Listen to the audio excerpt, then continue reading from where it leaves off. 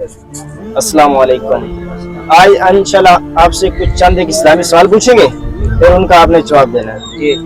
ये बताएं कि हमारे आखिरी नबी का क्या नाम है? सल्लल्लाहु अलैहि वसल्लम। ये दुरूद शरीफ है, उनका नाम बता दें।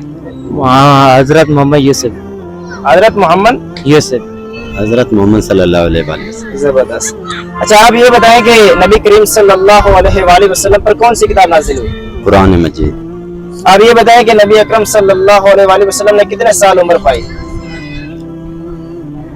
पहला कलमा आता है वो सुना दे। आउज़ु बिल्लाहि मिनश शैतानिर रजीम, बिस्मिल्लाहिर्रहमानिर्रहीम। ऊंचा थोड़ा सा।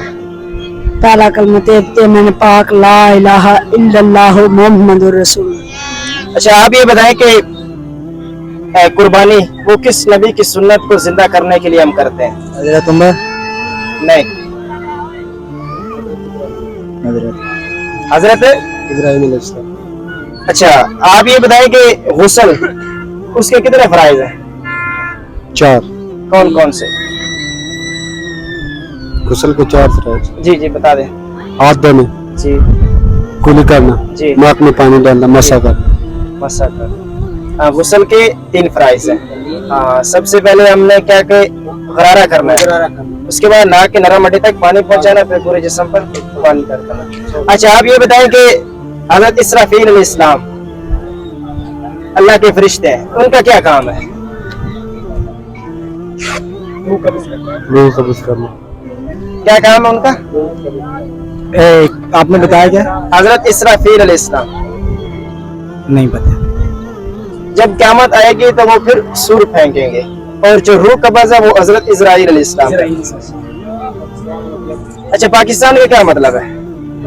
ला इलाहा इल्लल्लाह मुहम्मद रसूलुल्लाह। पाकिस्तान कब आजाद हुआ है? 14 अगस्त। आगे 1947।